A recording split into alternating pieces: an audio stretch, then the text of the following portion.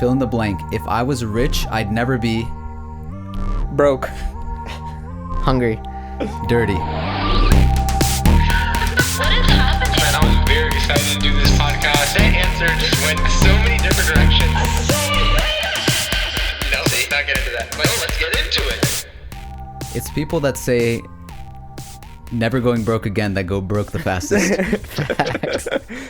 What did you say? I said hungry. I don't agree with that. Because every time I go out right now. Oh, I thought you meant like hungry for more money. Oh, that's what I thought too. Oh no, I mean like legit hungry. Because I'll be going out like eating, and I'll just like get a little bit.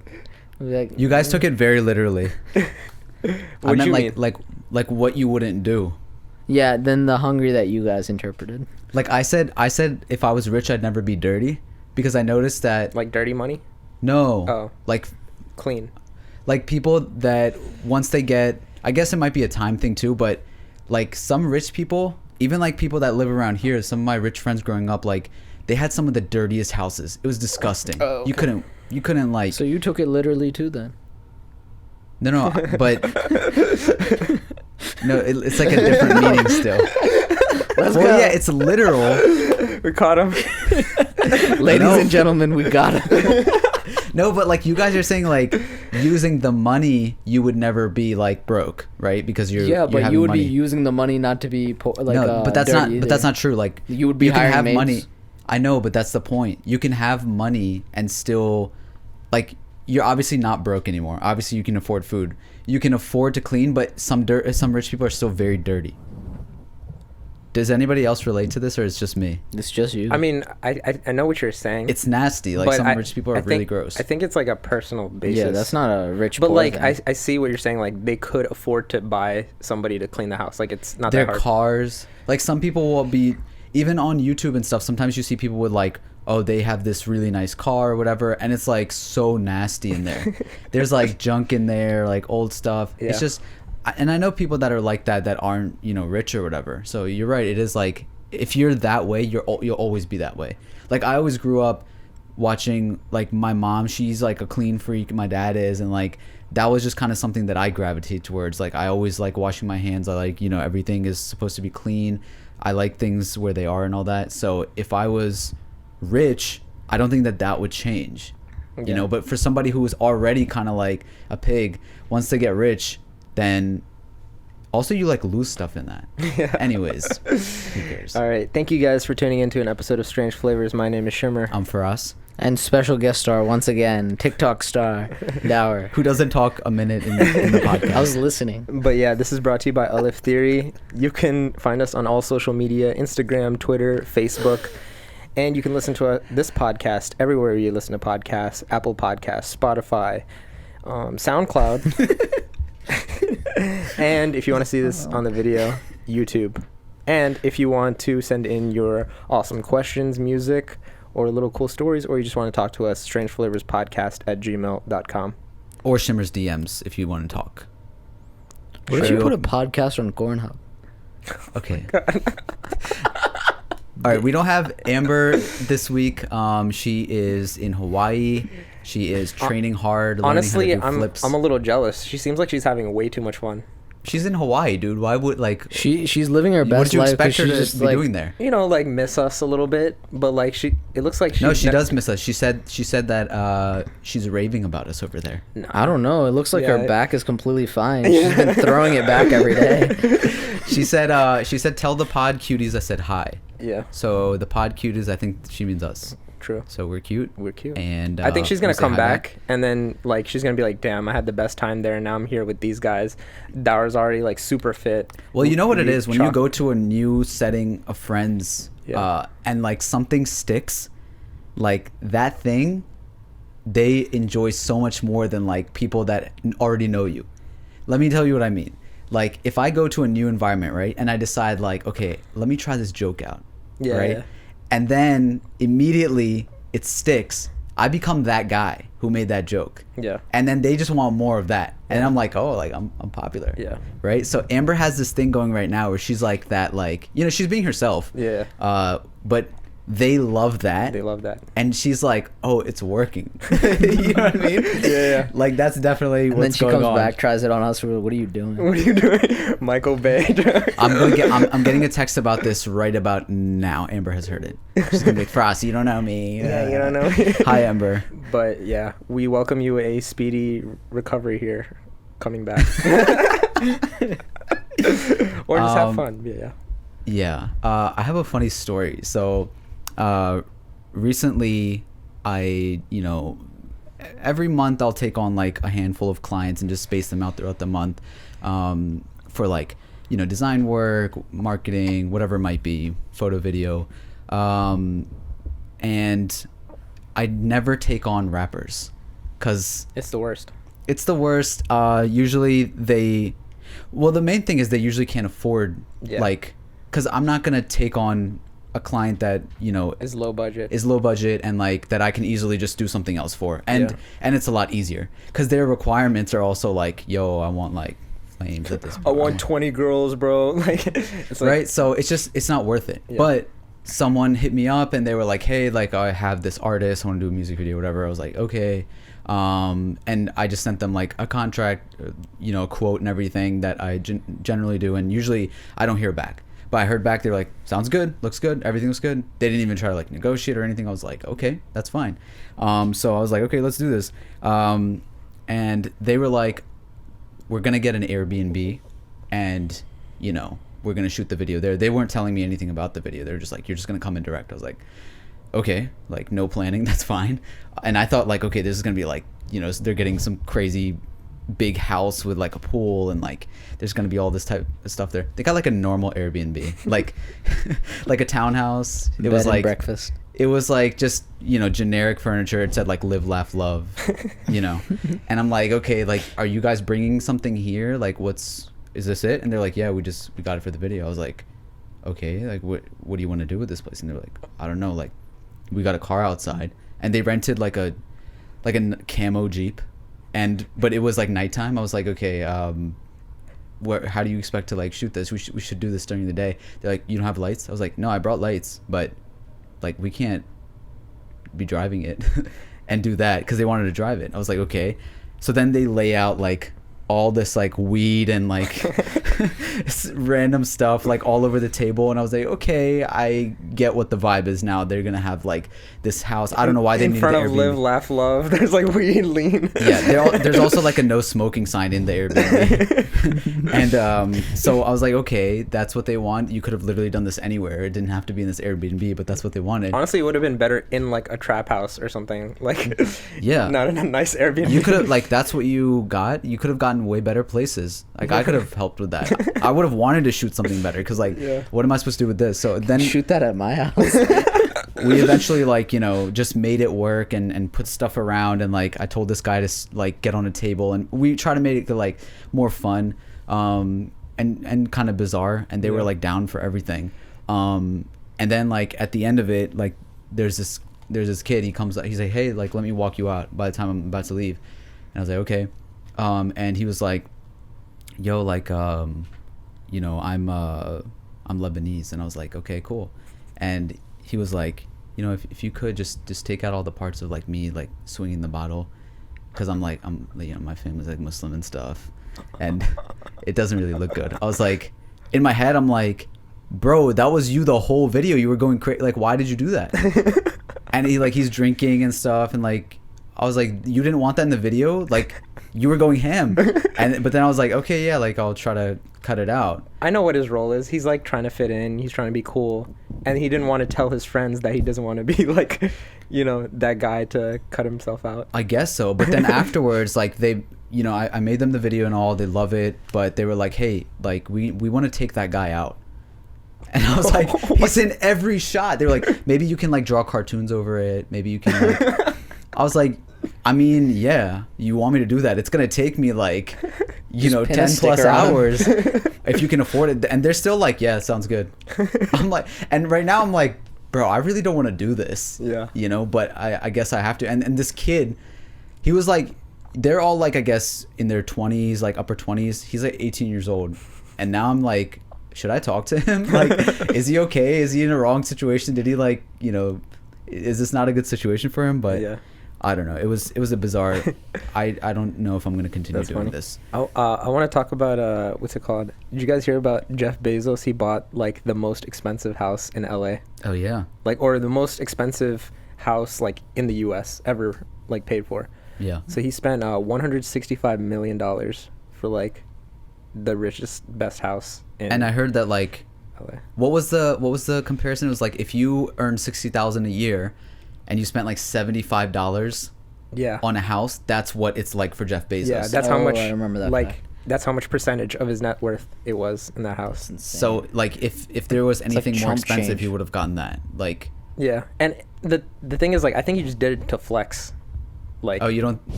Have you seen the house? the house is pretty nice. I mean, like, he bought it. What's it called? He bought it like, you know, there's 2 estates that he actually bought, and I think they're very separate. But I mean, it doesn't have to be like the best. You know, it doesn't mean that like the most expensive is the best house. You know, so I think he just did it just to flex, because he could have bought like better Well, places. who better else is house- gonna buy it? Well, somebody already had the property, and he was just like, okay. No, but I'm saying like there's only a certain amount of people that can buy something like that. Yeah. So what you're saying, like, you know, But okay, why not? The thing is, like, LA. Why LA? He has you know, properties in DC because he wants to be near the government. Maybe you know, for Amazon, like Amazon Studios or something. maybe, but I don't know. Be closer to Hollywood people. Probably, you know, because he was at the Oscars. I feel like. Oh yeah, he got bagged on that. Well, this brings us back to like the opener question. Like, if you had Jeff Bezos money, would you buy a house like that? I would, because I like entertainment, right? But like, he's done literally everything else, so it's like, except entertainment. So I feel like What do you maybe mean you that's- like you would buy the house for the entertainment? What do you to mean? be around like LA? Oh no, like, no, that's what I'm saying. Like, would you buy that house or like a different house if you had that type of money? I mean, if I was that rich, like, it really doesn't matter, you know? I mean, I would like to say I wouldn't buy it, right? But he has the power to $75 out of 60,000. Like, You have to watch out for Shimmer. Yeah, He's gonna do crazy stuff with money. He's like, I don't know what I would do.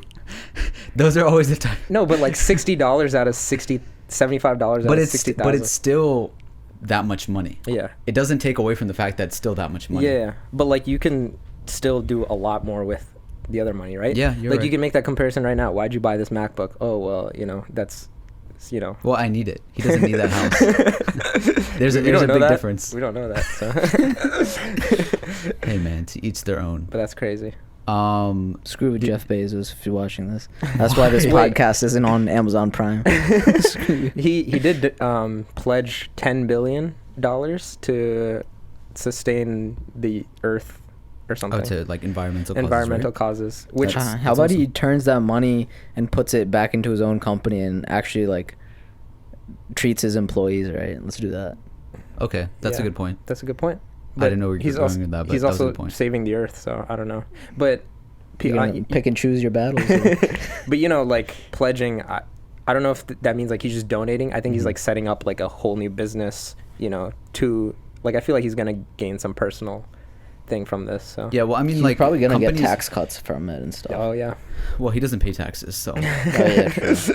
Um, yeah, I mean, I think that there's always kind of this thing about, you know, reaching that level and then everyone kind of deciding what is right for you and what not, and like you don't know, you know, he's kind of picking and choosing between and like what he wants to do with that money. So, like, I just think that we're all kind of in a position that like we are supposed to be in, as in like if there was that rich person that was gonna save the world, you know, like everyone says that, everyone's like, yeah, if I was that rich I would do this, right? But maybe it's supposed to be that way. Maybe like everybody's supposed to be in the position that they're in because that's where they're meant to be. And like you don't know, you know how like sometimes people say fame doesn't change a person, it just reveals who they were the whole time. Yeah. I think that we're all kind of hypocrites to that, you know, where we like to pick out billionaires and be like, you know, they should be doing this and I would do this and that. But in honesty, like you were saying, you know, you were honest about it. You were like, I don't know if I'm not going to say that I wouldn't buy that house. Yeah. And I think that, you know, we don't know that until we get to that to that point. But I will say, Bill Gates, he's someone who donates like 90% of his wealth to charities, and that's awesome. So Yeah, so there are good I ones out there. personally would try to find a balance. Like, I obviously, like, you earned that money, so I would definitely, like, reward myself with it, with nice things. But I would want to hopefully, like, balance that out by also giving back to people. Like, I truly think how David Dobrik does it. Yeah, I truly think that the reward thing, I don't know how everyone else functions, but if I don't have somebody to share it with, it just doesn't mean anything to me at all. Like right now where I'm at, I have, when it comes to materials, like all the things that really I need. I really don't need anything else. There's a lot of things that I want, but otherwise when I get to share experiences with other people, especially family, close friends, it makes it way, way, way, way better. And that's, if you don't have, like, if you're doing all these cool things and you have nobody to share it with, that's just lonely. And that's why, like, rich people sometimes are in that position. Speaking of rich people, Zayn and Gigi are rich people, and there are levels to this ish, apparently. They went to that recent boxing match. I don't know if you guys, well, we saw it. There was Tyson Fury and Deontay Wilder. it was a good fight. Great fight. Yeah. And Zayn was supporting his British UK friend, brethren. Tyson Fury. So he was there to watch that. Jake Paul and Logan Paul were there, and apparently they were staying in the same hotel. I think that Logan was like staying next door to him, and Jake was across or something like that. And they wanted to talk to him, say what's up. And Zayn was like, not about it. He's like, yo, I don't like you. He's like, I'm not fuck about you, bro. Get out of here, bro. I don't want to talk to you. Yeah, so he was not about it. And then Jake Paul went online the next day and he tweeted, almost had to clap up Zayn from One Direction because he is a little guy and has an attitude, and basically told me to F off for no reason when I was being nice to him. Zayn, I know you're reading this. Stop being angry because you came home alone to your big ass hotel room. Ha ha ha. Gigi Hadid, Zayn's girlfriend, clapped back and said, LOL, because he doesn't care to hang out with you and your embarrassing crew of YouTube groupies. Home alone with his best friends like a respectful king because he has me, sweetie. Unbothered by your irrelevant, ugly ass. Go to bed. Respect. Damn. Respect? Respect. This is what I wanted to ask you guys. What do you think about this interaction? Is Zayn thinking of himself too highly? Was Gigi right to clap back in that way? What do you guys think? I honestly, I don't know the full context, but knowing like the history of Jake and Logan Paul, maybe there was something behind the scenes that caused Zayn to act like that. But from video purpose, like obviously, like 90% of people are Zayn's case because everyone hates Jake and Logan Paul. But like, I feel like Zayn wouldn't do that just out of nowhere, just because he doesn't like them. And it did seem like, yo, I just want to talk like Jake, like. I don't know why they were. It kind of seemed like they were harassing him, but we don't know the circumstances. I thought, what Gigi said, she didn't have to reply on Twitter, but she did, and I thought that was kind of cool. Like, she's defending Zayn, like sticking up for him. Yeah, I thought that was like awesome. That's like goals. Yeah. So. What do you think? Yeah. So like going off that, I agree. Like, I remember when Logan went to Japan, he completely disregarded like the culture there and was making fun of people and things like that. So I'm sure, again, I don't think he was just trying to talk to him. I think he was trying to grab him for a video for like clout purposes and stuff, like, oh, I had Zayn in my video. And I think that's what was the issue. Maybe like Zayn probably like realized like this isn't a genuine interaction. Like, I think he just wants me for his clout, for his videos. So he was like, nah, I'm gonna pass on this. And then Gigi like clapping back at him, that's real. That's what's up. I think it comes down to reputation. And every time we bring up the Paul brothers, it's always about entitlement. And they, I think that they're great businessmen. I think they're genius marketers. I think like what they did worked. They made a huge business out of coming up from Vine and all that. Like, all praise to them. I just like personally think that they would be very annoying to hang out with. And because of their antics, because of their reputation, they feel, so it seems like they just think that they can do whatever they want. Yeah. And it comes down to that entitlement factor of just like sometimes you get checked, and then Jake ended up deleting the tweets and he was like, yo, like I was, drunk or whatever. And, Logan talked about it and he was like, that's what happens, whatever. And they're kind of embarrassed. Yeah. And this is good because it lets people know that like, you can't just do that all the time. Yeah. And that brings me to the next point, which is like, free speech. And sometimes people think that they can say whatever they want to say and there's no consequences. And I don't know if you guys saw this, but there was Kaitlin Bennett, who's the gun girl, who's famously known as like the girl that brings the gun to campus, and now she goes around to other people's campuses and interviews I guess like liberal students and kind of makes them look stupid, to see like, you know, do they even know what they're talking about or whatever. She showed up at a campus and got booed at, got stuff thrown at her, and like kind of harassed a little bit. People were bringing up like apparently she like pooped her pants or something one time, and like I think she was drunk or whatever, and people were like giving her diapers and everything. And people just blasted her online. They were like, you know, this is what she deserves, whatever. And then people were defending her like nobody deserves this type of thing. But what do you guys think, like when somebody who has talked and I guess created a situation like this, yeah, and you know, comes to an event or campus, for them to get ridiculed and you know, harassed in that way, yeah, is it fair? I think she knows what she's gonna get What into. she signed it. up for? Yeah, like she's going to these school. Like she could go to a conservative school and have debates there with them too. Like people that are actually gonna like take her side and be open. Like you're gonna get more engagement out of them, like to like further explain what you need to. But she's purposely going to these schools, and I think it's like a little bit part of like the clout that she knows she's gonna like. These videos are gonna do numbers and stuff like that. And also in her own videos, like you can see she harasses people too. Like if there's like a gay dude walking by, she's like, oh, you're gay, you're a fag. Like she uses derogatory terms against them too. So yeah, I think she knows like what she's doing in a way, because you know, like the more ridiculous stuff you say, quote unquote, people are gonna like blast like, oh, look how stupid she is, right? And even though like 80% or 90% of like, you know, let's say 100,000 people, you know, see this video because someone blew it up saying like, look how stupid she is, right? 100,000 people say it. I think like 10,000 or at least 20,000 agree with what she's saying. And that's better than, oh, if she went to a conservative school and like only 1,000 people say it, like only 20 people are gonna agree. I think it's kind of dumb, because it's like, you know, you're inciting this type of behavior. You're asking for these things to happen to you. And for me personally, like I am all for sitting down with the person, having a decent conversation, like not wordplay and asking questions that are going to trigger some sort of response on purpose, but actually asking where they're coming from and stuff. You know how somebody says like, if you know, we were talking about like chewing gum or something, right? And for some reason it has bad effects on your body, right? I can either ask it to you like this. I can be like, oh, why do you chew gum? Did you know about these effects? Or I can say, so do you like hurting your body? You see what I mean? One is saying like, wait, you know, like, what are we talking about here? Why are you already putting this in my mouth? Versus like, okay, like let's talk about it, and then let's weigh out the pros and cons and like be decent human beings.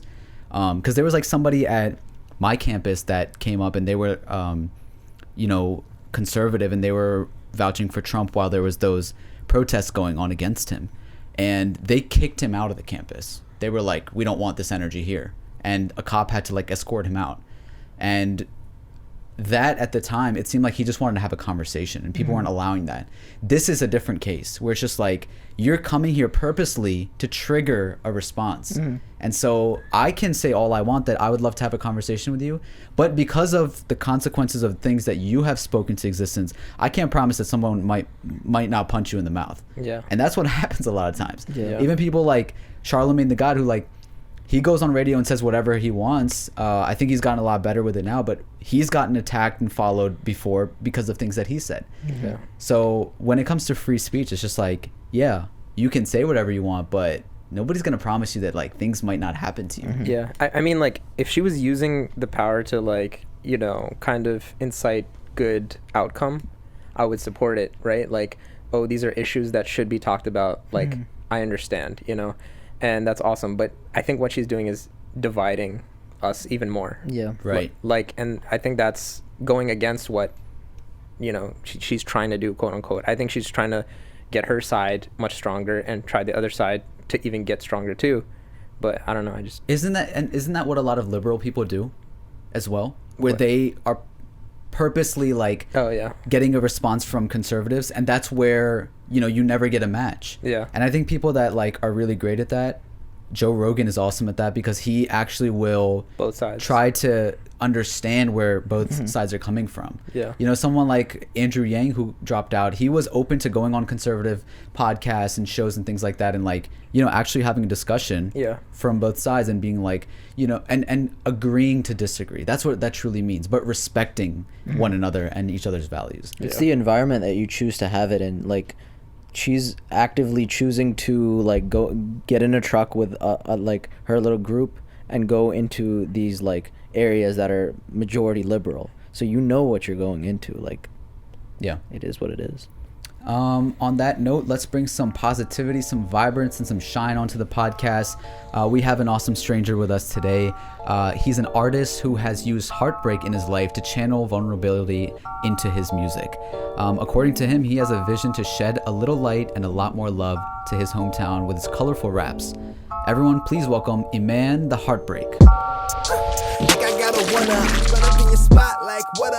You look crispy? I look crispy, man. I feel crispy. That's good. Wait, so how do you say it? Iman or Eman? E-man. So it's like Eman. it's like Emmanuel, but E-man. And I guess I understand when people say Iman because it looks like Iman, but like Yeah.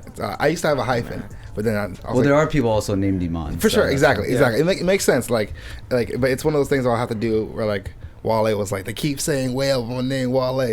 I'll have to educate people to make sure that like it's not missaid all the time. But Yeah. What's the full thing? Eman the Heartbreak. E-man the Heartbreak. That is my name. Where does that come from? Well, E-man, my first name, but the Heartbreak is it came from a few things. Heartbreak. Yeah. Well, that is the. Are you doing the heartbreaking or? No, see, that's the. I'm getting up my heart broken, man. Oh. It's a cold. What Future say? It's an evil world out here, man. Like, you know, like but like back when I had a BlackBerry, I used to think I was cool, and like all my O's, I would use the little BlackBerry heartbreak emoji. Like, you know, they had, like, if you all ever had a BlackBerry before, yeah, I had they one in used to have like middle little like emojis. Okay.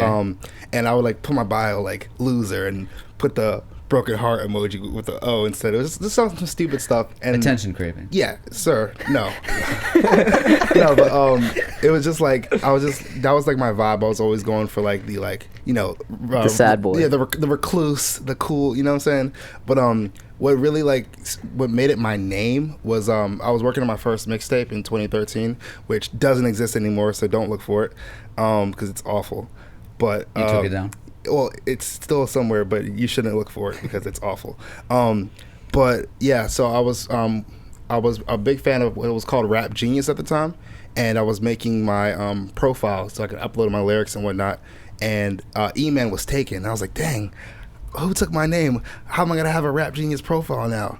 And You only went by Eman. yeah, I went by E-Man at the time Okay. because I was like, I don't want a stupid rap name. I'm gonna go by my real name because that's who I am.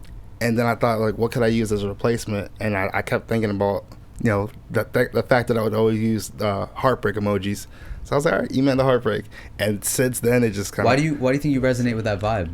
Because, you know, I'm a extreme empath. Like, I feel. I'm very, very intense. Like, with all my situations. And at that time, it was my first time being in love with somebody and experiencing my first heartbreak. So it all just kind of played out. Yeah. How old were you? I was 19 when I got my heart broken. So sad. It was a hard time, but you know, it changed me, and it definitely like taught me more about like, you know, the extent I would go for somebody. Yeah. And that's one thing I learned. That's one thing that I try to incorporate with myself and my sound. It's just like, I know a heartbreak is the most impactful thing that can happen to somebody because like it changes the way you think and the way you feel about the world. So I'm like, I want to do the same thing with everything I create, is to influence the same way a heartbreak does. How old are you now?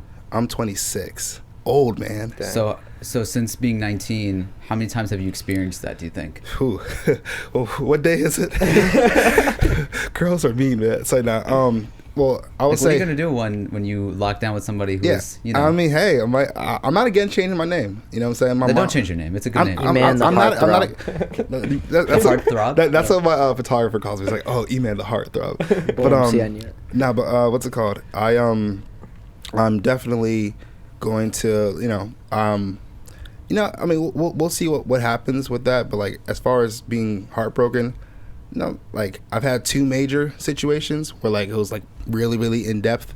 But I go on a lot of dates, and then people are very disappointing sometimes. So I'm in my feels. What do you mean people are disappointing? Dude, girls are very disappointing sometimes, man. It's and like that breaks your heart? yeah, man. I told you, I feel I'm an empath, yo. Like that is like my defining characteristic. Yeah. I'm definitely Okay, last question about the heartbreak. Yes.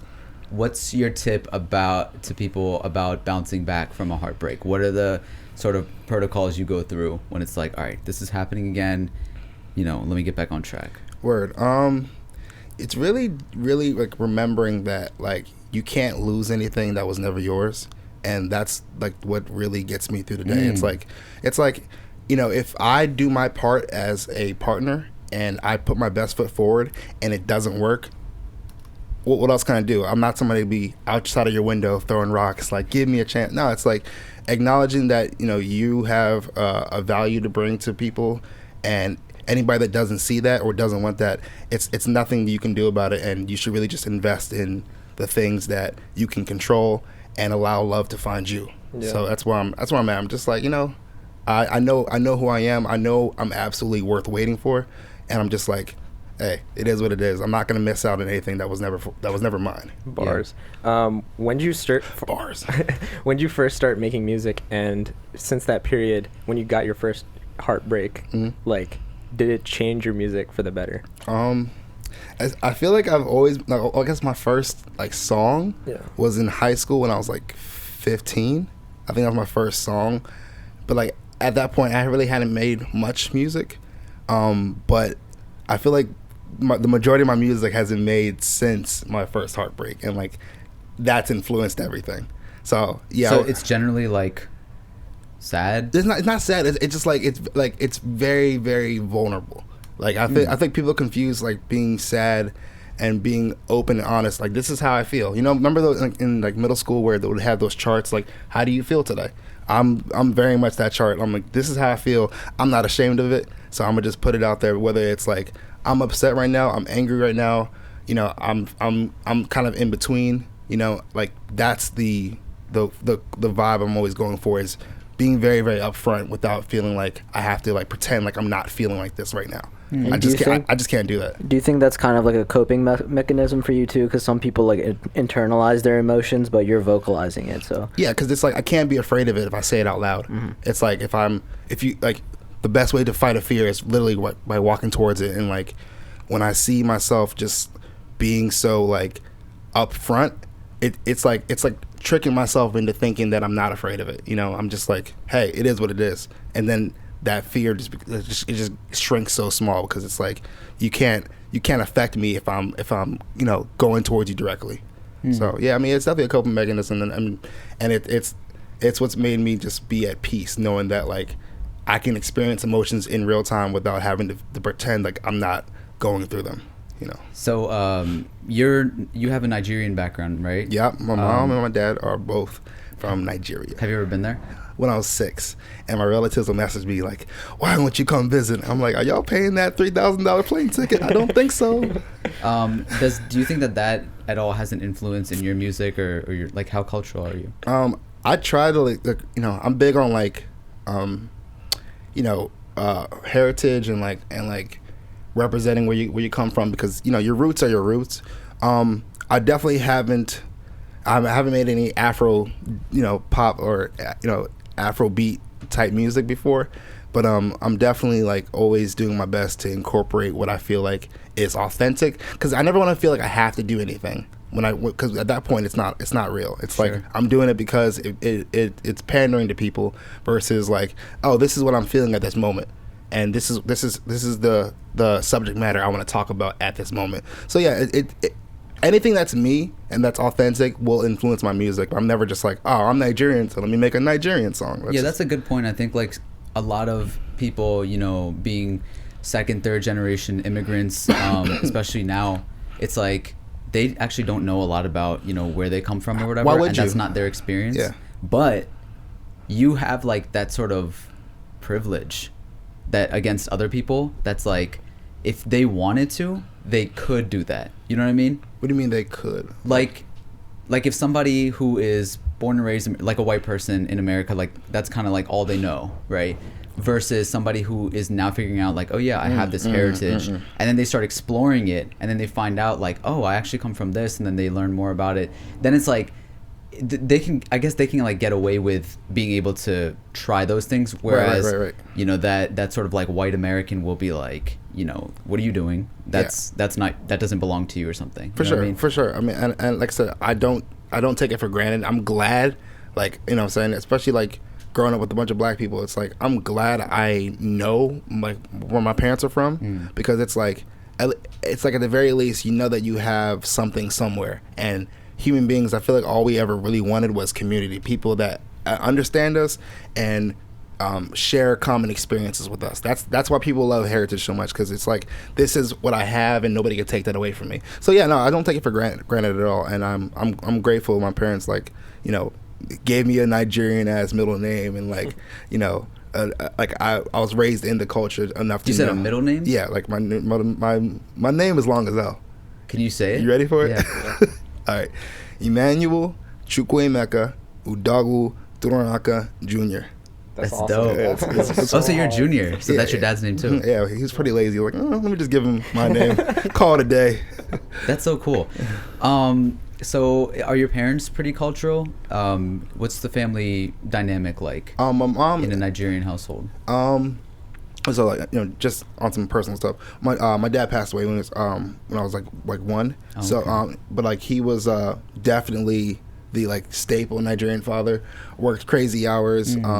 You know, Nigerians, they're a pretty tight knit community. Like my mom would always take us to all the like the parties growing up, where it's like all the Nigerians in like this part of Baltimore would meet at this place or at this hotel, and we like, you know, we turn up whatever, and it's just like, you know, all the Nigerians in your area, because my mom would definitely like want us to stay connected with that community, because it's important to like at least know that like you have family, you know, in low places, as they say. Yeah. So yeah, it's like she would do her best to like make sure that we were not too detached from our culture, and you know, obviously making like Nigerian food growing up and whatnot. Just the only thing was like, I wasn't always, you know, we weren't traveling to Nigeria every like summer, like some people would visit their hometowns every summer. You know, we would just do our best to stay within the culture, to know that like it's there, and not to feel like, you know, we don't like it's non-existent. Yeah. You know, Sense of community. Yeah, it's important. It's important. You know, if you know where you come from, you got to invest into it. Yeah. So. And we had your sister. Shout out to my sister. Who you guys seem pretty close. Oh, Emily. that's my best friend. We had her on the podcast. So she's into the cosplay scene and anime and that kind of stuff. Are you into that as well? I haven't attempted any, but you know, when it's like when you start rapping because your friends rap, it's like being around my sister, it's definitely got me thinking about ideas. I have this one genius cosplay idea that I can't wait to do. I can't say it just yet, but like when I do it, it's gonna go viral. I'll show you on my phone. It's a pretty. I'm proud of it. But you're wanting to like try for it sure. out. Because you know, I want those worlds to collide. Like, you know, if you listen to any hip hop, there's a lot of anime references, because rappers grew up watching Dragon Ball Z. We grew up watching Naruto. You know, Nowadays, especially, I think it's more like okay to do so. I think you'd get made fun of or something back in the day, but now there's more Waka people coming Flocka out. really pushed that narrative. Yeah? He was like, yeah, Goku. Oh yeah.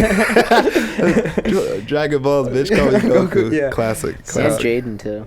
And There's a whole there's so many references, and yeah, I mean, touching on what you said earlier, it's like, you know, growing up, it wasn't cool to be weird, and now everybody's weird, and like, I'm like, damn, where were y'all when I was getting bullied? You know what I'm saying? So I mean, but at the end of the day, I'm not bitter. I'm just like, it is what it is. But I'm glad that we're in a space where it's like, you don't have to be in high school. That's the community you have. So if you're not cool, you're screwed for 4 years. Yeah. But with the internet, it's like, you can be the weird kid at high school and be a celebrity, superstar, pop star on the internet, and like it's a weird parallel dynamic, but I love it because now, you know, kids don't have to feel like their self-worth is determined by the people that are closest to them when they have access to the entire world. That's a W if I have to, you know, if I looked at it like that. I think it's cooler anyways when somebody who is, I guess, quote unquote popular does something that's kind of like geeky.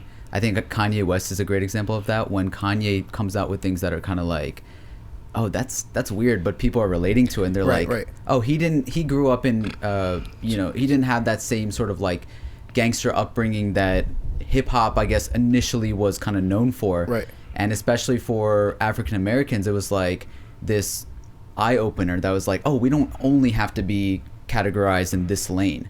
There's so many more of us out there with you know, different life experiences. Right.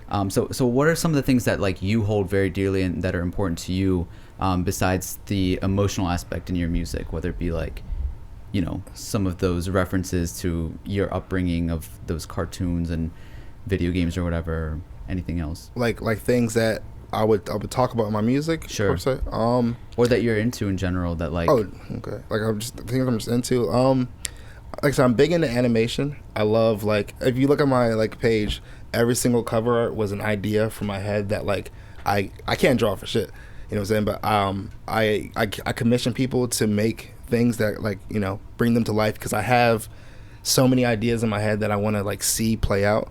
And like I think it's important to like one thing I talk about in like when people ask about like my general like goal with music is I want to make sure things stay like colorful and fun. Like my favorite colors are red, blue, yellow, green, like the classic, or people say 90s colors, whatever, but like that's the vibe I'm always going for, to feel like happy and youthful, because when we're younger we have less problems. You know what I'm saying? Like we don't have bills and we have more free time. We don't have as much like emotional baggage. Like we're just people experiencing the world as it is, and that's the vibe I always wanted to encapsulate. Just the carefree, you know, like energy of being youthful, where you can really enjoy life for what it is, versus like adulthood and everything else starts coming into play. You start worrying about family judging you, where you are in your life, your career, your self-image,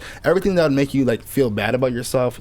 That comes in adulthood. It's like I'm just trying to get people back to a point where it's like, hey, be happy, because this is the moment that you should be enjoying, not thinking about every other thing. So do you think it gets difficult when you know, from your hometown, you're from Baltimore, do you think that it's that people there are generally like, we don't have a lot of artists, I guess, that break out from that type of a city? So when you say, like, you wrote in and you said you have a vision to shed a little light and a lot more love to your hometown with your colorful raps, do you think that like Baltimore is going to be that place that you're able to do that, or do you think you have to move out of it? I don't see. My thing is like because of the internet, like the whole like having to blow up in your house, in your hometown first, that's like extinct. You don't have to blow up in your hometown first to be popping. And my thing is like studying like Chance and studying like Amine and studying Bryson Tiller and Kendrick and seeing the way people put on for their hometown. It's like I'm always wearing an O's, not wearing it right now, but I'm always wearing an O's hat. Like I always reference Baltimore in my songs. I'm always like when I do my live shows, I have certain setups that will be like very, very like in your face. This is Baltimore culture.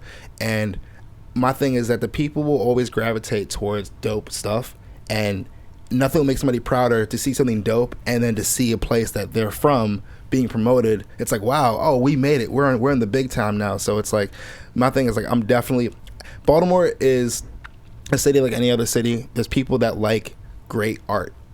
One thing about Baltimore is it's very, very artsy. So as long as I'm making dope art, people are gonna like vibe with it. It doesn't matter. Like I never go with the mentality that, oh, nobody has done it before, so it's impossible. And it's like, you know, the whole crabs in the barrel. I just can't.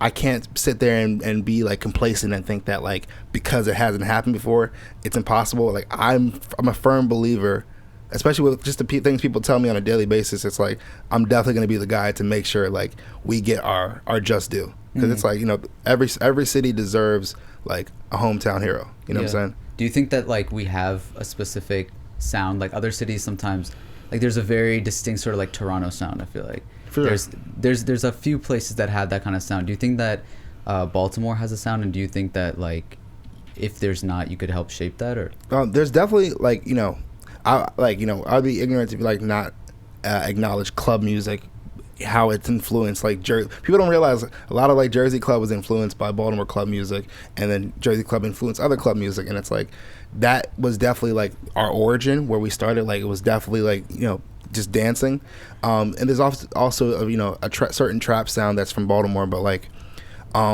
my biggest thing is that because nothing has like there isn't like a face to a lot of the sounds, that it's like a mainstream face that everybody knows. It's always an open canvas. As long as like what's being made is really, really great, that becomes the sound. Like I know there's a Chicago sound, like you could tell when somebody's from a certain area, or like a Bay sound, or like a West Coast sound. But like my thing is that because there's no like prominent, like this is the Baltimore figure, like I'm gonna just do the sounds that I think are dope because I have a lot of influences, and it's like from there I feel like people will just dub that one of these sounds of Baltimore, obviously while still acknowledging that club music started this whole thing.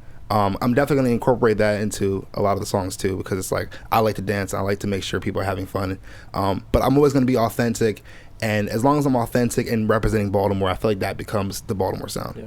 Who are some Baltimore artists that you like or collaborated with or friends with? Definitely my boy Mike Bell. Really, really dope guy.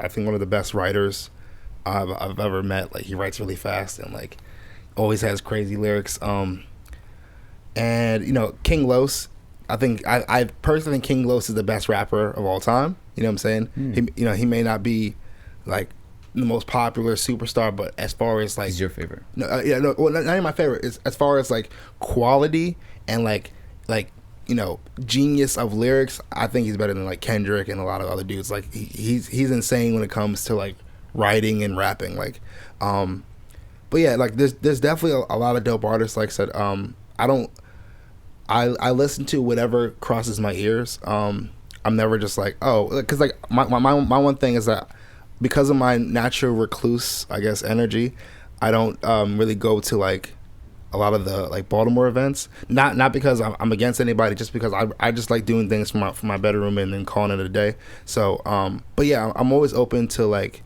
working with people that I think are tight, not just because they're from here, but I personally think that they're dope, and I want to make something dope because that's the whole. That's all I'm trying to do. Make great things. Who are some of your inspirations outside of Baltimore?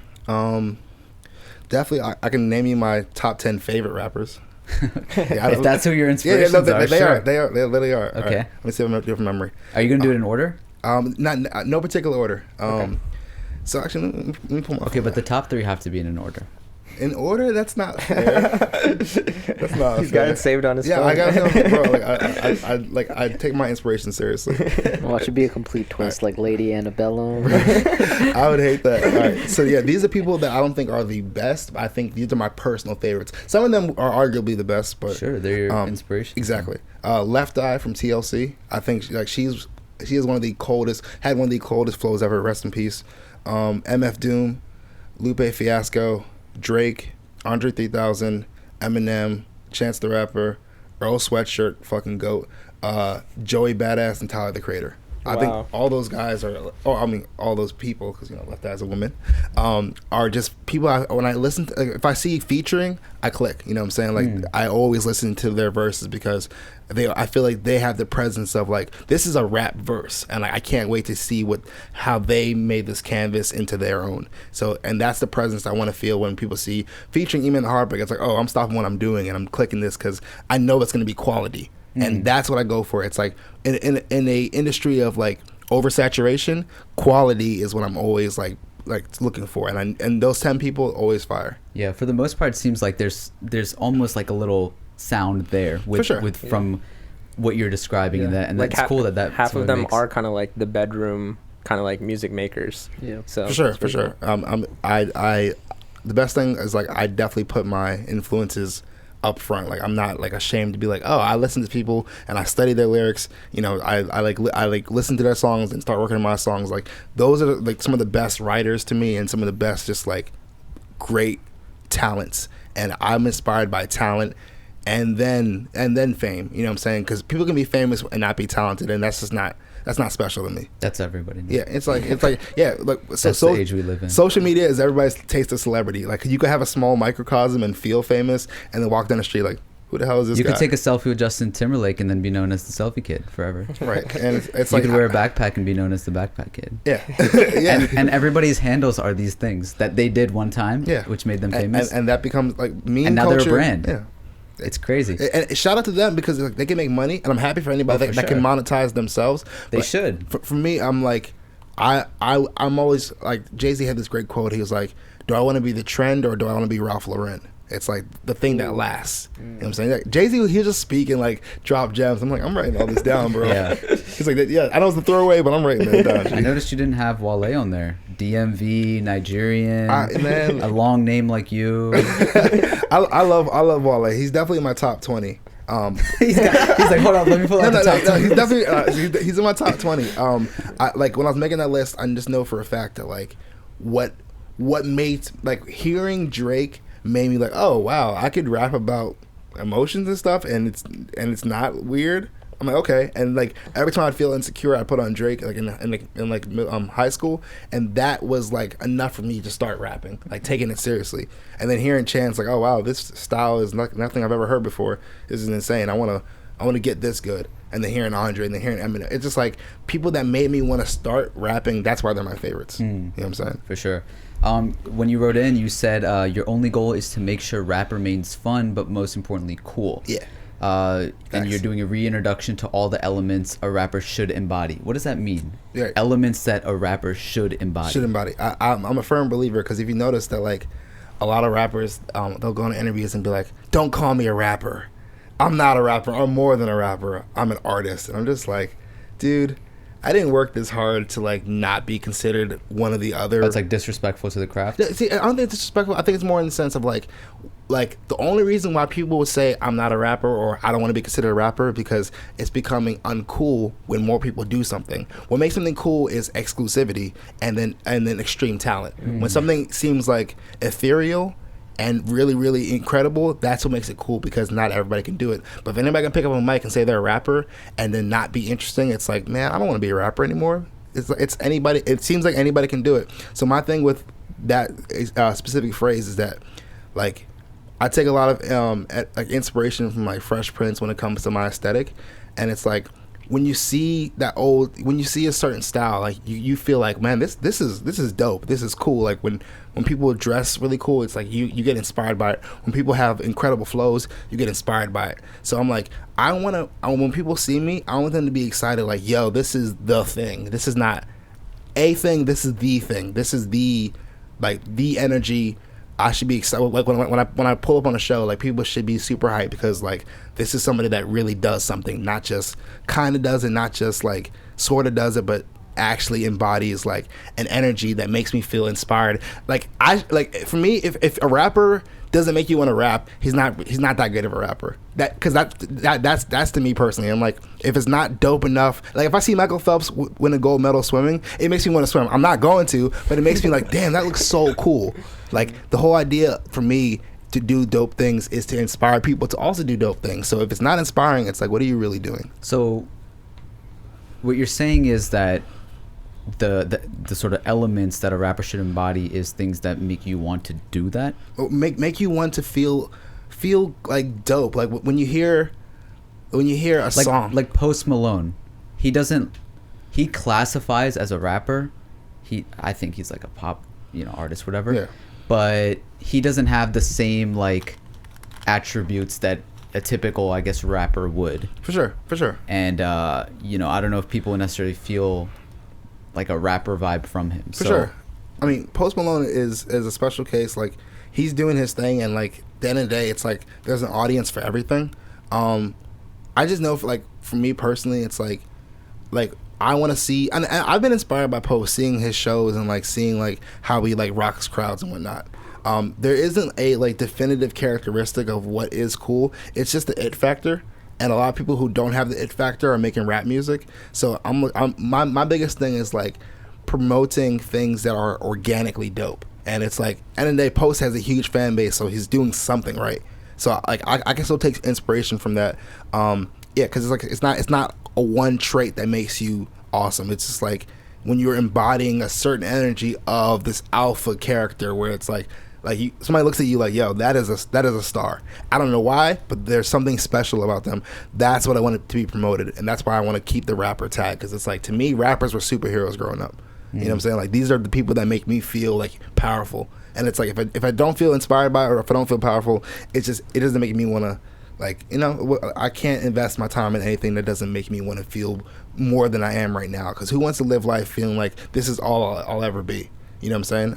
I want when I perform, I want people to be like, dang, like, I want to do that, and the person after me should feel like, I don't know if I'm that good. Like, that's the energy I'm trying to embody. Like, I should be aspiring to be that good. So it sounds like what you're saying is, you know, that the aesthetic and the sound are almost like hand in hand when you describe like the look of Fresh Prince and stuff. Yeah. So for that, for performing and things like that, and that sort of appeal, that's important to you, the look. Because I would say, you know, I'm trying to think of like guys that are like really, I guess, boring, but they can, you know, rap their hearts out, and for them, like, the sound is super important. For sure. But, I think Earl Sweatshirt is a good example. Like, sure. Like, he's definitely, Earl is like, he doesn't make hype music, but like, I can watch that man rap all day, because to me, he's just one of the goats. Like, I was watching his performance earlier. It wasn't a Travis Scott show for sure. You know what I'm saying? It wasn't a Drake show for sure, but like, his ability to craft words and keep that flow going, anybody would be inspired by that. So like I said, it's definitely not a one size fits all, but Earl definitely has his own it factor. But like, then me watching a Tyler show, like, that you just sit there in awe, like, yo, this guy is insane. This is, what's a little quote? You are now watching a master at work. You know what I'm saying? type of stuff. Like, that's the vibe that, like, I'm always going for. And like, talking about what you were mentioning with aesthetic, it's like, aesthetic is important because people are looking at you. And we are first impression beings. I don't care what anybody else says. When you walk in and meet somebody, they've already made an opinion about you, and then you sell them with the rest of you later, with the conversation and whatnot. So it's like, I want to make sure people are looking at me and thinking what I'm looking like is dope, then being sold by, like, oh, he's not just looking dope, he's also, you know, the talent way surpasses the aesthetic, but the aesthetic is definitely a good seller. Yeah. You know? You talked about a lot of like the people that inspire you, and you know, your love for hip hop. What do you think is wrong with hip hop nowadays? Like, or something that you see problematic in what's going on, especially with, you know, the new rappers coming up, I guess. It's funny. Actually, went on like a little like tweet rant about this. I mean, granted, I think it's in a great spot where people can like come in and like take care of their family and make money. That's always a great thing, especially when capitalism doesn't work for everybody. It's like knowing that people can beat the system and make a bag. That's great. You know, I'll never be against people making money, but because of that, when things become like commercialized and like easily accessible, there's no quality control. You know what I'm saying? Like, it's like with the NBA, you can't just be like, I'm an NBA player. You have to be the best to even like get, you know, on the bench of the NBA player. You have to be the best basketball players in the world. So one thing with rapping is that, like, because anybody can hop in and start doing it, there's a lot of people that are like, mediocrity is being praised. Labels are like, what, like, can you give us an example of somebody who like came up that you're like, I don't know if this is I don't want this interview to come back and bite me. No, I mean, I have. There's definitely things I don't like. You know what I'm saying? Like, just if I hear something that sounds like Lil Zayn, is he still around? I haven't heard from him in a little bit. Lil Pump. Lil Pump. You know, he's doing his thing. I'm trying to think of like people that are, who's in the game right now. But see, look what's happening. 6ix9ine. You have to think about it.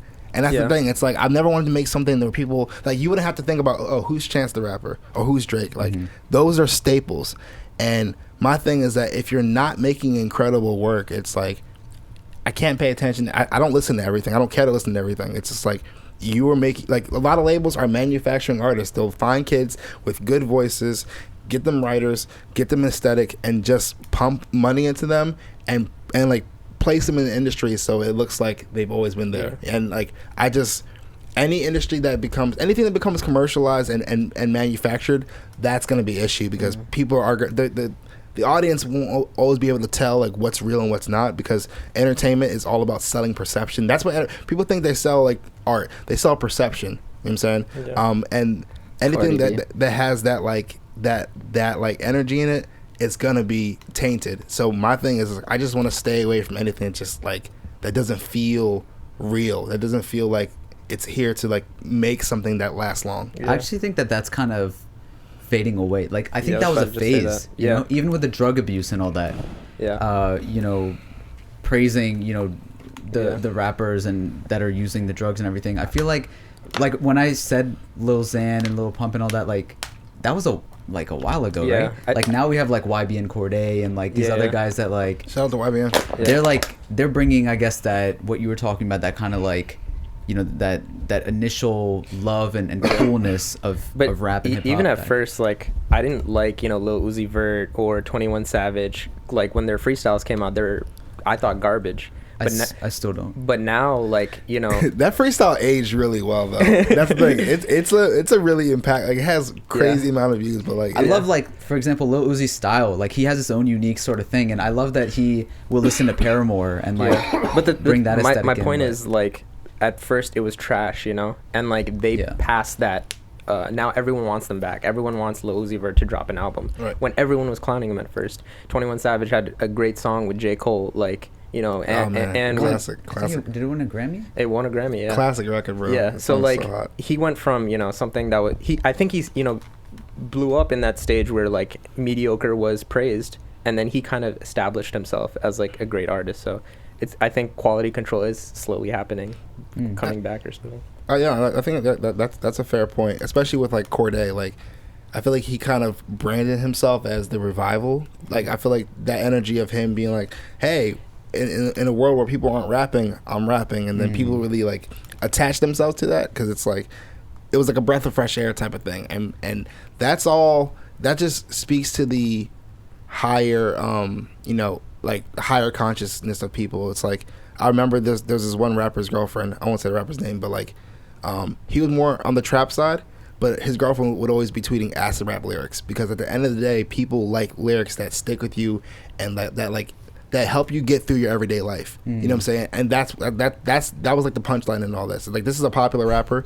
but it's like, would that break your heart if like you're dating a girl and she's like rapping someone else's who's like in your tier, not like Drake or something? It's all music, because it's like, end of the day, I'm the one smashing. So it's like Drake said that about who was it? He said that like the girl was listening to, I forget who it was. Not Ludacris. Oh yeah, no. What was? Yeah, it was on How About Now. He was like, asked me, who's this? Oh, we're true shit, and then asked if we can listen to Ludacris. Yeah, the car rides made me feel like I was losing it. Yeah, made me feel like I ain't have it like that. Even Drake felt like that at a point, and now there's like every girl's tweeting. You cannot get away with not listening to Drake. Yeah, period. Yeah, 100%. Like Drake. Drake is the what's the word when you're everywhere? Omnipresent rapper. Last question about rappers. What do you think about Russ? Take away the business aspect, the branding, and all that. I think we can all agree that he's, you know, very, very successful. Very successful, made a name for himself just by, you know, his, you know, work ethic and consistency. But what do you think about him as an artist and his music? As an artist and his music, so you said not talking about branding and marketing. Yeah. Okay, I'm just talking about like that. So yeah, no, Russ definitely has songs I listen to. Like, I listen to Guess What off his new album a lot. That's a good one. That's I feel like his production. I'm pretty sure he produced it. His production level definitely like had a one up with that, and like he's had songs like What They Want was obviously was fire. Like I love the idea of like, you know, putting out a lot of music, because you know you can pick and choose. So like, of course he has songs that aren't for everybody, but it's like, you know, he has options. So I definitely appreciate him putting out quality music consistently, because you know it makes you as a subscriber want to like stay tuned. So that's something that you respect when it comes to like just the consistency of it. For sure. We love, I mean, I'm a part of the generation too. We are in a fast food, environment, and we want things when we want them. If we're hungry, we can't cook. Who cooks? Postmates. You know what I'm saying? Postmates. Like, we don't have to leave the house. We can literally order everything off Amazon, and like it comes to us in like same day shipping, 2-day shipping. So yeah. I like the idea of being consistent, and like him being a very, very DIY type guy. Like, the artist is the one calling the shots because they're the one making the art. So shout out to Russ, man. I'm a big fan of him. Going off that, like, how do you think of your music and how you're branding yourself in like a business standpoint? Like, how do you think about how you're going to release music? Like, and maybe some advice for artists that are so I'll tell you, marketing, if I wasn't a rapper, I would definitely be like in a marketing agency. Like, that's like my like second love. To me, it's like, once you have the dope product, the funnest part is figuring out how to infiltrate the market. So I have fun for you. That, dude, it's the best. It's like I literally have an entire like. Y'all ever heard of the app called Evernote? Yeah. It's like Google, it's like Google Docs basically, but from your phone, and I have literally like pages of ideas of how I'm gonna promote the music, because for me it's like why brands fail is or any company fails, any business fails, is either they don't have a good product, or if they do have a good product, they can't get enough customers. So brand awareness is really, really important. People need income to stay afloat. And for me, I'm like, I just have like, aside from the cover arts being really, really dope, because people always compliment me like, yo, bro, this artwork was why I clicked on your page. You know what I'm saying? Like, that's awesome. So I'm like, I appreciate that, bro. And it's like, I'm my biggest thing is being authentic and showing my personality. Because I have a good personality, I make that into a consumable format and allow that to bring traction to the music. Because when people like your music, then like you have a fan for life. So yeah, I have lists of ideas, like I said, from the graphics to like the type of videos I'm gonna shoot, and just to like the in street marketing I'm gonna do is gonna be like the really like guerrilla marketing tactics. That's gonna be very, very hands on, because I want people to know, hey, this is what it looks like to like come up. You know what I'm saying? I'm not just gonna blow up overnight and be like, where did he come from? No, you're gonna see this come up. I'm gonna document every single moment, because I want people to really, really attach themselves. I want fans for life, and the people will attach themselves to people that they see are grinding. So yeah, no, in the next few months you'll see a lot of the rollout plans I've been scheming up in my little lab. That's awesome. Appreciate you, G. You have a project coming out. Do you want to talk a little bit about that? What's the sort of theme, the overall message that you're trying to put on this, and when can we expect to hear it? Exclusive. Say that. TMZ. TMZ exclusive. So yeah, I am working on a project. Should I tell the title or? Yeah, tell us the title. I'll tell you the title, man. All right, drum roll, please. It's like, we all just out of sync. Say that. So it's called The Pretty Good Demo. It's essentially, I didn't want to make a mixtape because I feel like I don't have what I need to make the mixtape yet, and I feel like an EP is also a short mixtape. I didn't want to call it an EP, because like I said, a lot of the things aren't perfect, but I feel like a demo is like, hey, this is me doing what I can with what I have, and I'm putting it out to like kind of get the ball rolling. It's like, if this is not the first thing that you hear, it's gonna start the revolving to become the first things. Like it'll be the start of the journey where you eventually get introduced to me. So yeah, that'll be coming. Honestly, as soon as it's done, I'll be dropping my first single in like 2 years, pretty soon. You know what I'm saying? I thought you were going to say in 2 years you're going to drop it. No. I'd be so washed. No, man. I got a strict plan to like be like a big figure by 29. Like I have it all mapped out. But yeah, by 29, like age? Yeah, 29 age. Okay. Yeah. No. Because like I know like good things take time, and I know, and like I said, that's my plan. But like things can always change overnight. Like I'm sure Amine didn't expect Caroline to blow up. You know what I'm saying? Like he's like, oh, it's one of the 100 songs I made, and that was the one that took off. So my biggest thing is like, I have a plan, and I have the energy behind it to like fuel it. So yeah, I'll be dropping my first single in the next few weeks. That song is called Awkward.